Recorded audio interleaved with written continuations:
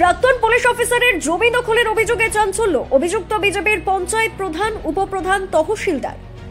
দক্ষিণ মধুপুর পঞ্চায়েতের মধুপুর স্কুল চৌমুহনী এলাকায় প্রাক্তন পুলিশ অফিসারের জমি জোর করে দখলের অভিযোগ ঘিরে এলাকায় তীব্র চাঞ্চল্য ছড়িয়েছে। অভিযোগ, প্রাক্তন পুলিশ অফিসার নিত্যরঞ্জন দেবের বৈধ কাগজপত্র থাকা 1.5 গন্ডা জমি বলপূর্বক দখল করে নেওয়ার চেষ্টা করেন দক্ষিণ মধুপুর পঞ্চায়েত প্রধান জিতেন্দ্র দেববর্মা, উপপ্রধান কালীপদ রায় এবং তহসিলদার অর্জুন দাস।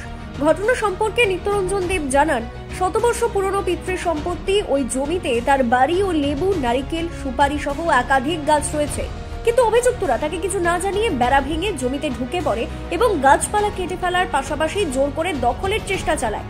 তিনি আরো অভিযোগ করেন, তারা 14 থেকে 15 জনকে নিয়ে এসে হুমকি দেয়, জমি ছেড়ে না দিলে খারাপ পরিণতি হবে। হুমকি ও আতঙ্কের মধ্যে তিনি বাড়ি ফিরে এসে অবশেষে মধুপুর থানায় অভিযোগ দায়ের করেন এবং অভিযুক্তদের বিরুদ্ধে কঠোর শাস্তির দাবি জানান। নিত্যরঞ্জন দেবের দাবি, ওই জায়গার বর্তমান বাজার মূল্য প্রতি কানিতে প্রায় 2 কোটি টাকা। সেই লোভে ক্ষমতার দাপটে জমি দখলের চেষ্টা চালানো হচ্ছে। এই ঘটনার পর এলাকায় উত্তেজনা ছড়িয়ে পড়েছে। প্রাক্তন পুলিশ অফিসার বিষয়টি নিয়ে রাজ্যের মুখ্যমন্ত্রীর হস্তক্ষেপ দাবি করেছেন। কালকে তহসিলদার অর্জুন দাস, প্রধান জিতেন্দ্র দেববর্মা, উপপ্রধান কালীপদ রায় সঙ্গে 14-15 জন লোক আইছে। আমার সীমানায় বেড়া ভাঙছে, ভাঙ্গা তারা নিজের ইচ্ছা মতো সীমানায় ঘুরি তারা বইছে। এখানে আমি জন্মসূত্রে বাসিন্দা।